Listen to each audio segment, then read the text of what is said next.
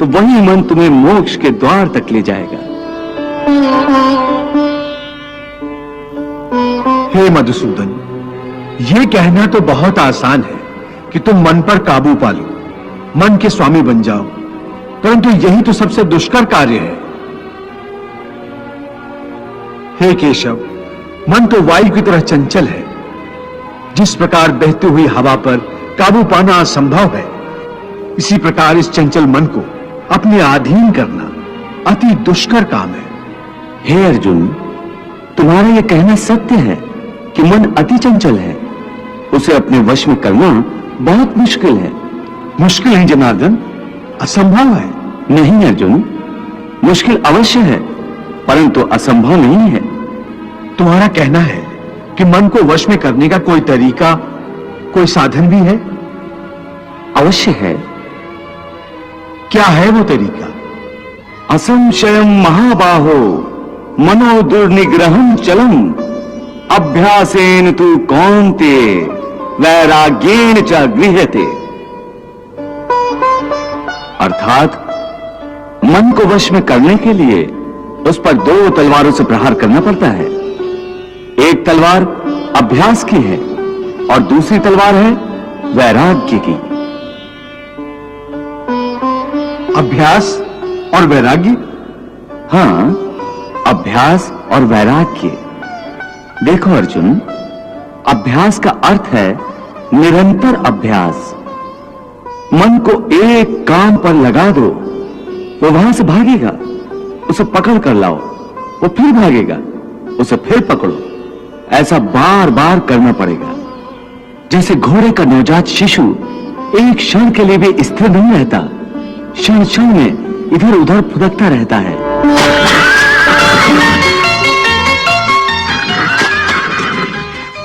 उसी प्रकार मन भी क्षण क्षण में इधर उधर फुदकता रहता है। एक चंचल घोड़े की तरह मन भी बड़ा चंचल होता है, और ऐसे चंचल मन को काबू करना उतना ही कठिन है जैसे किसी मुंहजोर घोड़े को काबू करना।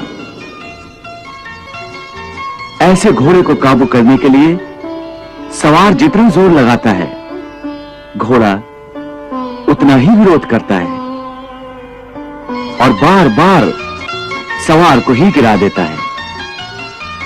परंतु यदि सवार दृढ़ संकल्प हो तो अंत में वो सरकश घोड़े पर सवार हो जाता है।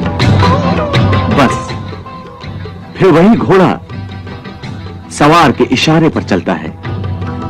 उसी प्रकार मन को भी नियंत्रण की रस्सी में बांधकर बार बार अपने रास्ते पर लाया जाता है, तो अंत में वो अपने स्वामी का कहना मानना शुरू कर देता है।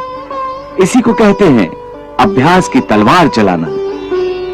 जब अभ्यास की तलवार से ही मन ठीक रास्ते पर आ जाए, फिर वह दूसरी वैराग्य की तलवार की क्या आवश्यकता है? उसकी आवश्यकता इसलिए है कि एक बार ठीक रास्ते पर आ जाने के बाद मन फिर से उल्टे रास्ते पर न चला जाए, क्योंकि उल्टे रास्ते पर इंद्रियों के विषय उसे सदा ही आकर्षित करते रहेंगे।